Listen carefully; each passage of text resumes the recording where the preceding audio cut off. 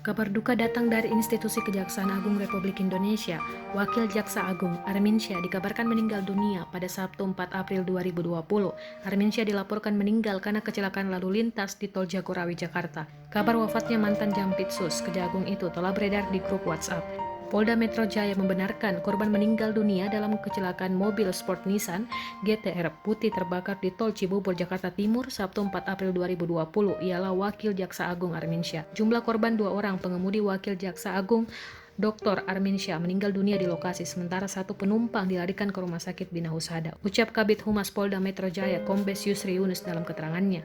Yusri menambahkan kronologi kejadian, yakni kendaraan datang dari arah selatan di lajur 4, lalu menabrak pembatas media tengah dan kendaraan terbakar. Setelah dipadamkan, kendaraan dievakuasi oleh kendaraan deret ke unit Laka Lantas Polres Jakarta Timur, ujarnya.